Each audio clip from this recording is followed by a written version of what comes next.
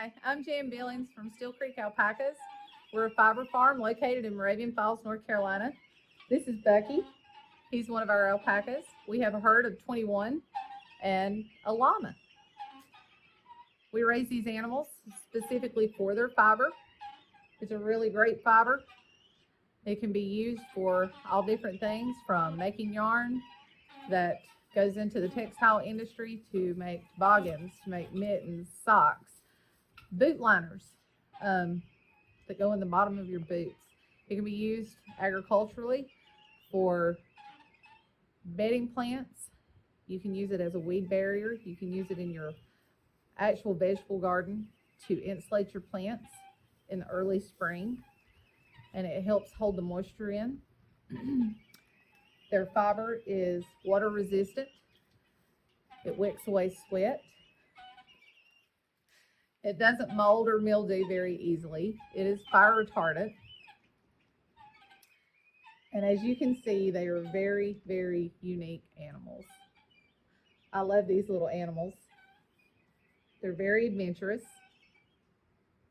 And I would encourage you, if you love to nurture animals, and if you really, really love to care about them and take care of them, that you do pursue maybe a career as an alpaca farmer.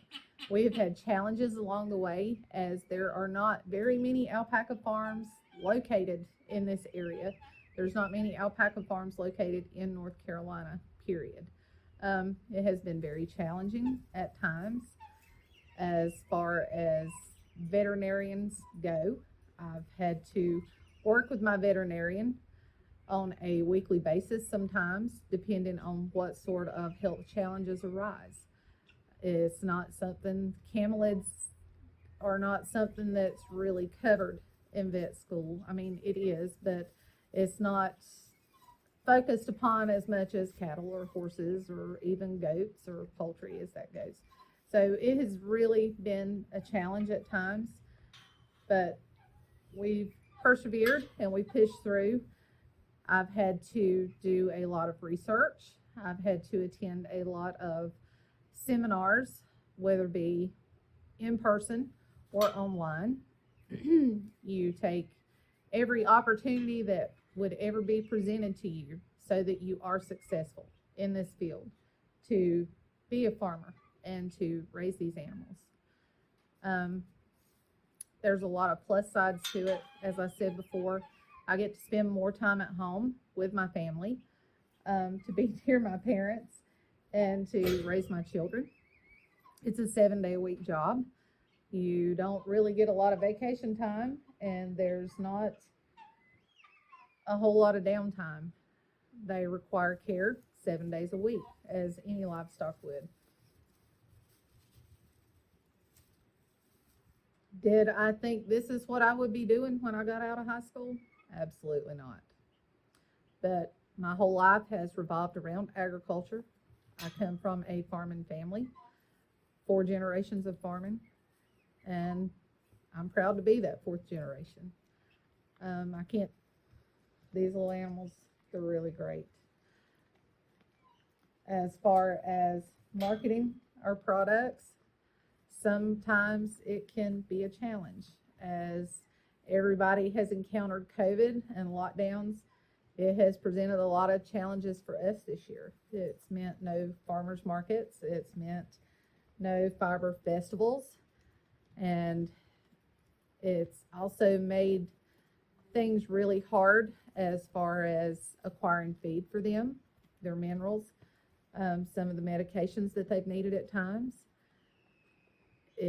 This year has been a challenge, but we have persevered through it. We've made it through it. And it just takes hard work and determination.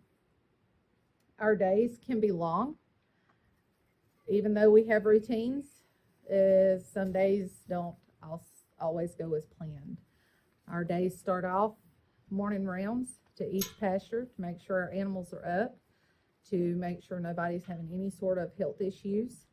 If anyone's quarantined in the barn, like for say Becky and Frank and Patron, these guys had procedures Monday and they're going to have to stay up for a few days.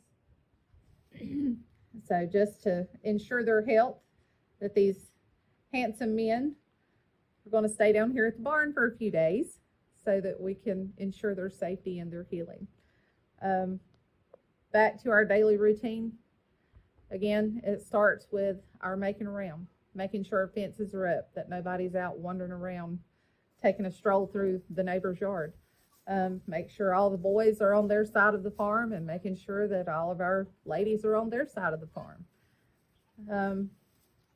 As you can hear our guineas in the background, we keep our guineas.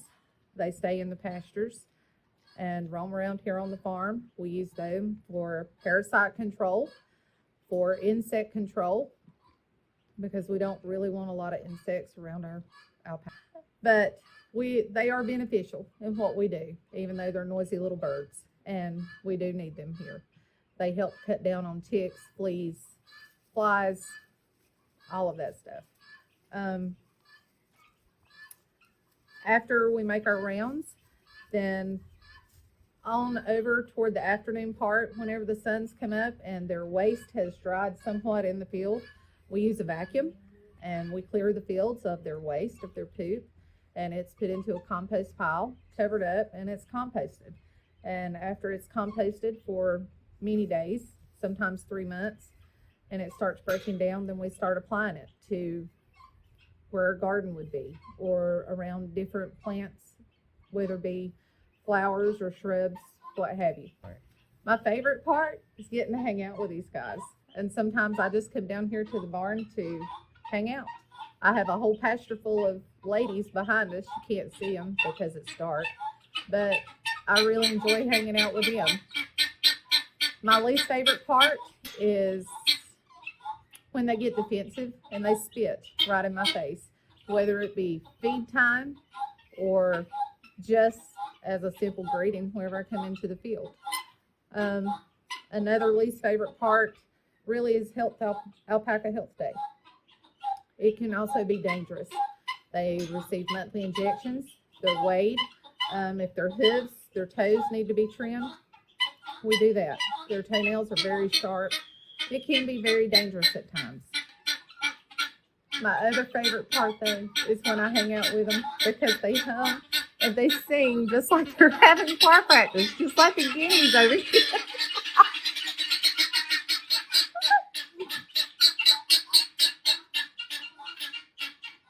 Sorry about that.